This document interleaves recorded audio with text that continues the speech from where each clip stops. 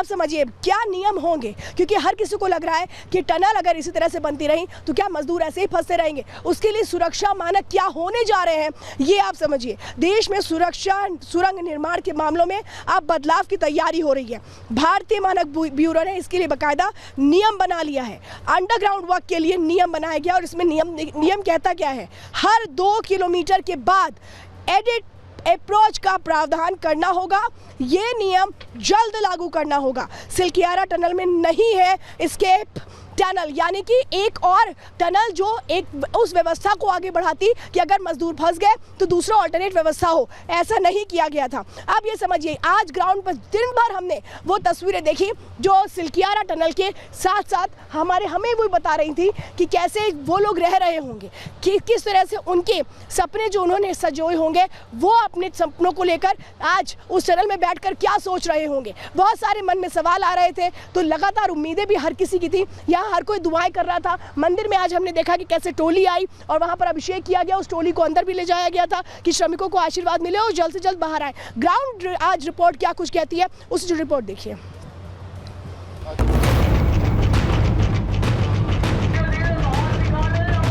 तय समय कितना लगेगा इसको लेकर स्पष्टीकरण किसी के पास भी नहीं है।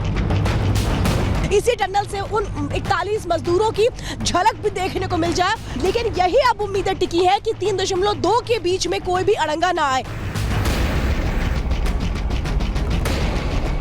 बाहर टेम्परेचर आप समझिए माइनस में है, यहाँ खड़े होना मुश्किल है।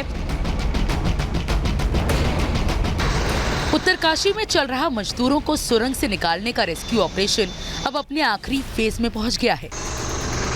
सब कुछ ठीक रहा तो चंद घंटों में सभी 41 मजदूर जल्द टनल से निकलकर खुली हवा में सांस लेंगे।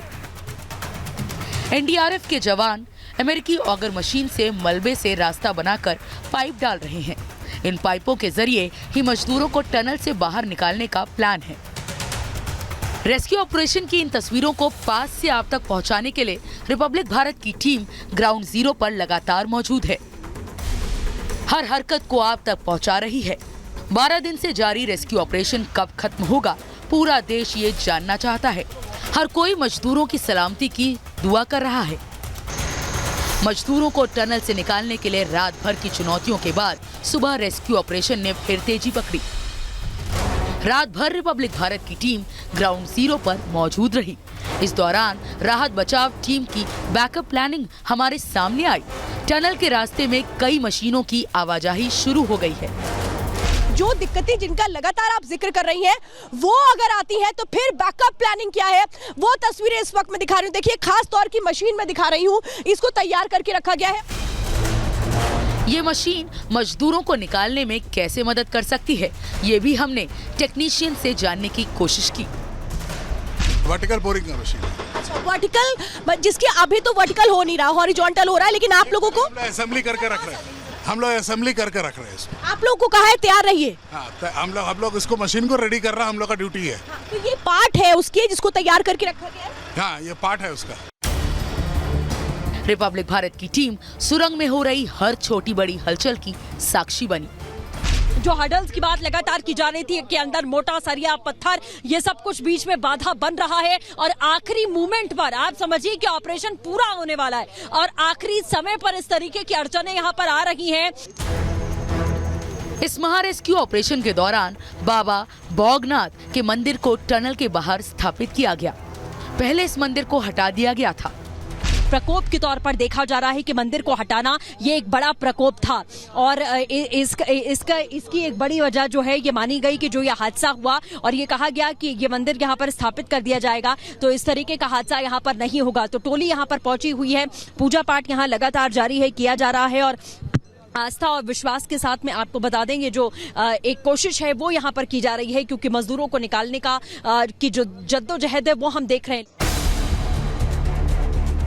सुरंग में फंसे लोगों की सलामती की कामना के लिए स्थानीय लोगों ने बाबा बौगनाथ की टोली भी निकाली। इस टोली की तस्वीरें हमारे कैमरे में भी कैद हुई।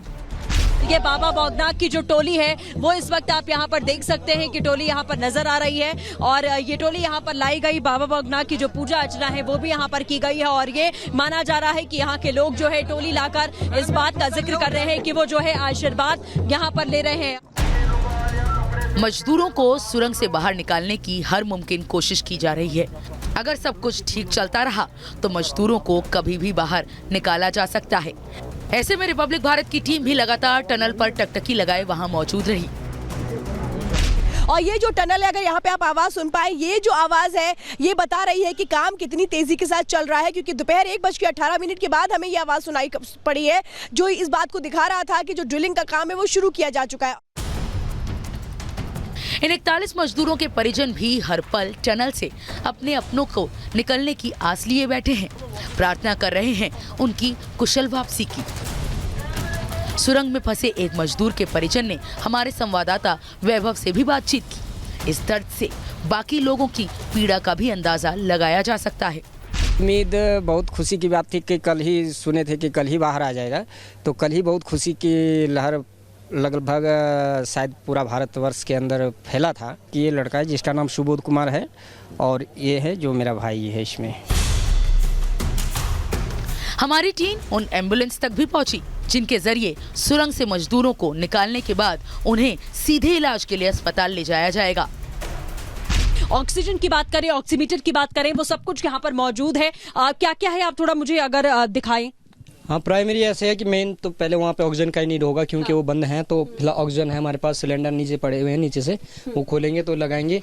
बाकी मॉनिटर है, कार्डियक मॉनिटर, अगर जैसे जरूरत पड़ती है सारा इसमें हो जाएगा। फिलहाल मजदूर अभी तक बाहर नहीं निकल पाए हैं, वो वहाँ गर्म तापमान में टनल के अंदर फंसे हैं।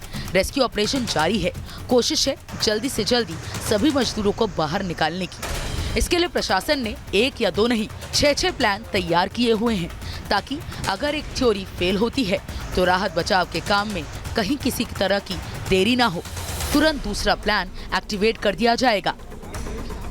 Bureau report, Republic Bharat.